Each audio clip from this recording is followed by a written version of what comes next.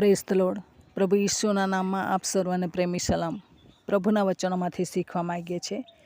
ગીતશાસ્ત્રનું પુસ્તક, તેનો 52મો અધ્યાય અને 1લી અને 2જી કલમ. ત્યાં લખવામાં આવ્યું છે, અરે જુલમગાર, તું ભૂંડાઈનું અભિમાન કેમ કરે છે? દેવની કૃપા સર્વદા ટકે છે. તારી જીભ દુષ્ટતા કરવાની યોજના કરે છે. પાણીદાર અસ્ત્રાની પેઠે તે છેતરે છે. 3જી કલમ. તું ભલાઈ કરતાં ભૂંડાઈને વધારે ચાહે છે અને ન્યાયીપણું બોલવા કરતાં જૂઠ્ઠું બોલવું તને વધારે ગમે છે. 4થી કલમ. અરે કપટી જીભ, તું સર્વ વિનાશકારી વચનો ચાહે છે. આ બાબત અને બનાવ ક્યારે બન્યો? દાઉદ જ્યારે સાઉલ પાસેથી નાસી જઈ રહ્યો હતો અને એવા સમયમાં દોએગ અદોમી છે, એ એક જગ્યા પર રહે છે અને એવા સમયમાં ત્યાં જે અહીમેલેક છે અને એમણે મદદ કરી હતી, યાજક હતો, અને ત્યારે એ દોએગ છે એ ત્યાં રક્ષણને માટે હતો. જ્યારે દાઉદ તલવાર માગે છે એ આપે છે અને અહીમેલેક છે એ બધું એને મદદ પણ કરે છે. આ બધી જ બાબતો એણે જોઈ હતી અને એ સાઉલને દોએગ કહી દે છે. અને એના લઈને શું બને છે? ચાડીનું કામ કરવાથી શું બને? 85 એવા એફોદ પહેરેલા જે પ્રભુના યાચકો હતા એમની કતલ થઈ જાય છે. અને ત્યારે દાઉદને ખબર પડે છે, એક જ અબ્યાથાર નાસીને આવી જાય છે. બધાનું મોતનું કારણ દાઉદ બને છે અને તેથી એને બહુ દુઃખ થાય છે. અને એને ખબર પડી કે આ બધું કેમ થયું. દોએગ અદોમીને લીધે થયું. એણે એવી રીતના બયાન આપ્યું સાઉલ રાજાને. સાઉલ રાજા ઉશ્કેરાઈ ગયો.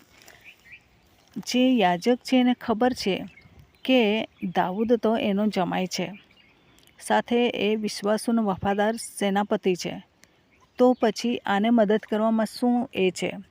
પરંતુ સાઉલ કેટલો નફરત કરતો હતો દાઉદને એ અહીમેલેકને ખબર નહીં હતી, અને એનામાં દુષ્ટ આત્મા બેઠેલો હતો એ પણ એને ખબર નહીં હશે. અને એના લઈને એ નિખાલસ મનથી દાઉદની મદદ કરી દે છે અને દોએગ એ સાઉલને માટે કામ કરે છે. પછી કહેવામાં આવે છે, બધાને બોલાવવામાં આવે છે કે આવી રીતના કોણ કરી રહ્યું છે. ત્યારે આ દોએગ અદોમી જ આ 85 એફોદ ફેરેલાને મારી નાખે છે. સૈનિકો નથી મારી નાખતા. સૈનિકોને બીક લાગે છે. કેમ? કેમ કે આ પ્રભુના યાજક છે. એ લોકોના ઉપર દાઉદને લીધે કેમ હાથ ઉઠાવવો? દાઉદને લીધે કેમ મારી નાખવા? મદદ કરી એટલા માટે જ, આ લોકોએ કંઈ ગુનો કર્યો નથી, તો કેમ આપણે એમને મારી નાખવા? એમ કરીને એના અંગરક્ષકોએ પણ હાથ નહીં ઉઠાવ્યો. પરંતુ આ દોએગ પછી ઊભો થઈને શરમ વગર આ પ્રભુના દાસોની કતલ કરી નાખે છે. એક જ બચી જાય છે, અબ્યાથાર, અને એ આવીને કહે છે.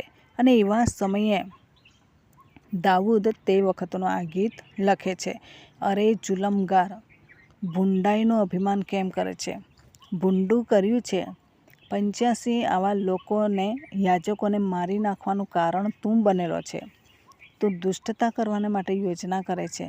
તારી જીભ છે પાણીદાર અસ્ત્રની પેઠે તને છેતરે છે, અમને નથી છેતરતી. આટલા બધા લોકો મરણ પામ્યા, એની સજા તને મળશે. કપટી જીભ, તું વિનાશકારી વચનો ચાહે છે. સારું બોલતા નથી આવડતું. જૂઠ્ઠું બોલવું તને પસંદ છે. ન્યાયીપણું કરવા કરતાં તને જૂઠ્ઠું બોલવું બહુ પસંદ છે. પરંતુ પ્રભુ તારો સત્યાનાશ વાળશે.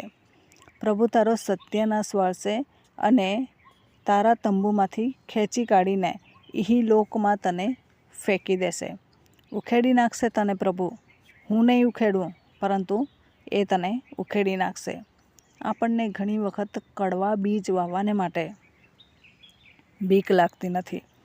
લોકોને બીક લાગતી નથી.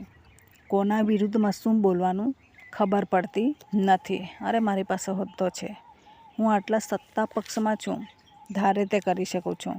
પરંતુ સત્તા પક્ષ 5 વર્ષ સુધી રહે છે અને પછી શું આવી જાય છે કે આપણે નીચે ઉતરવું પડે છે. જીત્યા તો ઠીક, નહીં જીત્યા તો આપણે એવા બની જઈએ છીએ, જનતાની જેમ બની જઈએ છીએ.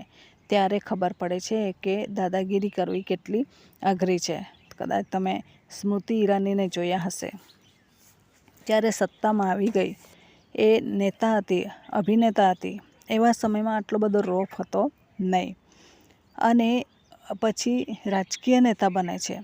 એવા સમયે પછી એવા લોકોનો હાથ એમના પાસે આવે છે, એના લઈને એટલા બધા એ રોફમાં બોલે છે, ચહેરો અલગ થઈ જાય છે. અને એવી રીતના બીજા જ સાંસદોની વિરુદ્ધમાં એટલું ભાષણ એને બકી દીધું. અને આજની સ્થિતિ એની જુઓ. આજે એ નહીં ઘરની નહીં ઘાટની સલામ પણ કોઈ સ્વીકારવા તૈયાર નથી. સત્તામાં હતા ત્યાં સુધી બરાબરનો વટ કરી લીધો, બધાને દબડાવી નાખ્યા.